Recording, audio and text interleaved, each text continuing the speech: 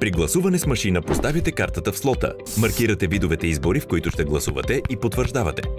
Отбелязвате вота си върху съответната електронна бюлетина и гласувате. Бюлетините за кмет на община, на район, на кметство и за общински съветници се отпечатват едновременно и последователно. След звуковия сигнал взимате бюлетините, проверявате вота си и гласувате. Подавате ги на СИК за поставяне на печат върху всяка бюлетина и ги пускате в кутията. Гласът ти е важен. Върбица е село в Плевенска община, 12 км североизточно от град Плевен. Разположено е в централната част на Дунавската хълмиста равнина, в северните склонове на Плевенските височини.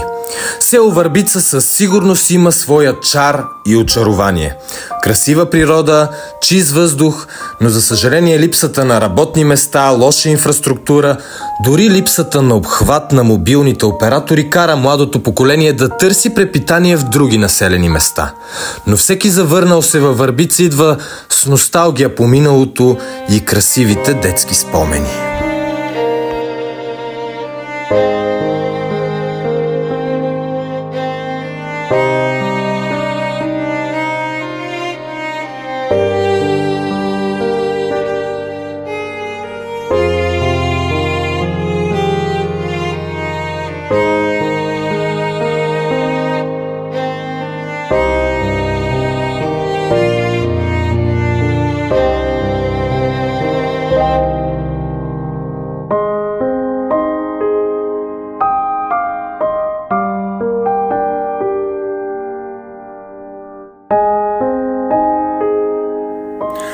Добре, че е време за избори, за да живне селото и да се сетят за нас, да видят, че сме живи и че ни има.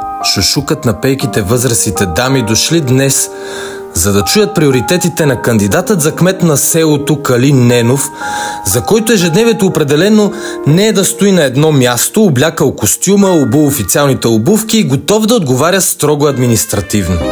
Борбен с гражданска позиция, бунтар, който се вълнува и милее за своя роден край. Открил и първият клуб в село Върбица преди години.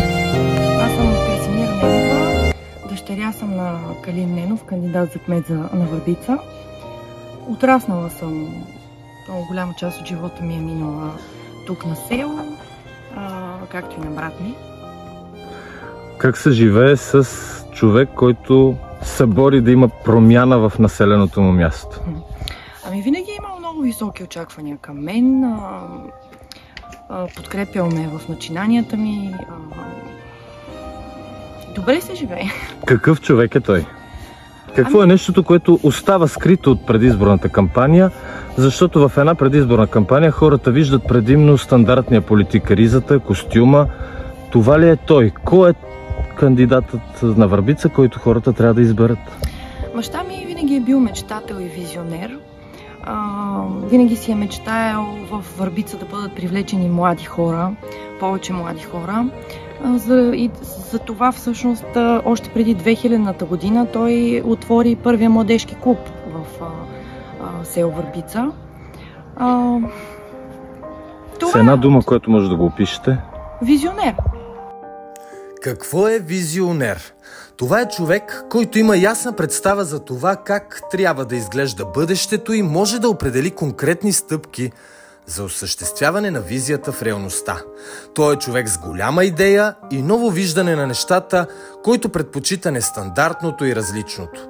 И макар да е напълно нетипично за него, обстоятелствата го изискаха той набързо облече ризата, хвана торбата с мечти, виждания, идеи и готови решения и потегли към очакващите го негови съграждани в центъра на селото. И не обеща нищо, което не е по силите му или което не може да направи, а веднага помоли своите, с които е всеки ден, да го назначат на работа, като дори беше подготвил и своята молба за назначение. Нетипично, нали? Едва ли някога сте виждали кандидат за кмет на което и да е място, който не да моли да гласуват за него, а да моли да бъде назначен. А дали обществото ни, отглеждащо предимно байганевци от всякакъв тертип, е готов да приеме един, може би, съвременен Дон Кихот, който е готов да предложи само възпитанието и двете си ръце за общото благо.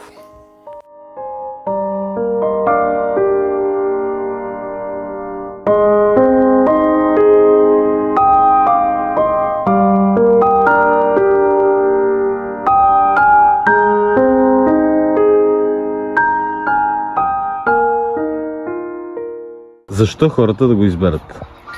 Защото точно заради това. Аз смятам, че селото трябва да се развива, да се привличат млади хора, да се отварят, ако е възможно, нови работни места, някакси да се върнат младите хора на село, както сме били преди. Вие предполагам не живеете във Върбица, но се прибирате. С какви чувства и емоции се прибирате насам? Аз имам прекрасни спомени и тук най-добрите ми приятели са от тук, т.е. имам много хубави чувства към селото, то е прекрасно.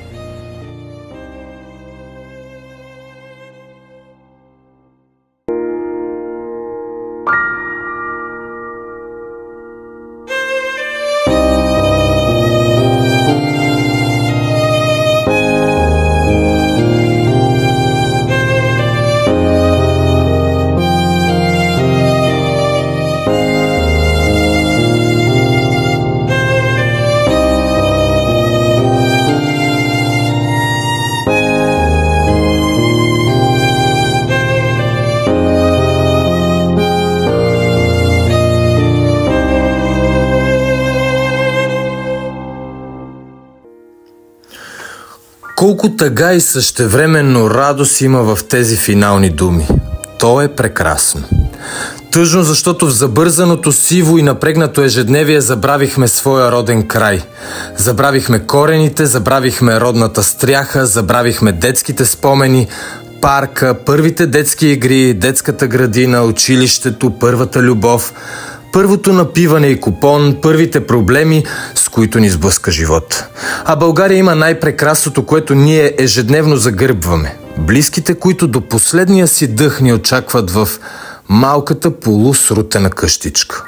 А радостно, защото в тези малки села все още има надежда и тази надежда се крепи на онези мечтатели, онези борбени хора, които с възпитание, интелект, които мислят, изказват мнение, милеят и живеят за своя роден край.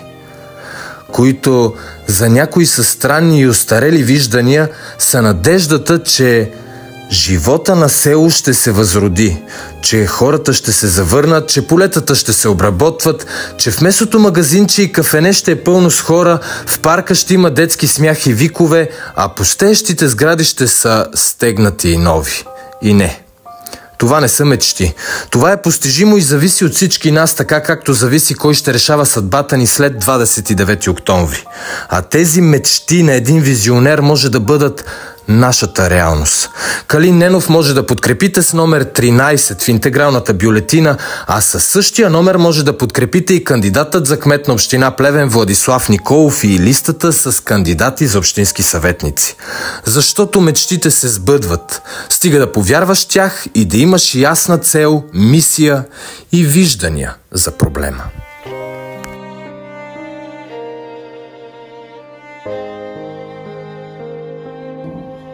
Голяма част от живота ми е минала тук на село, както и на брат ми. Имам много хубави чувства към селото, то е прекрасно.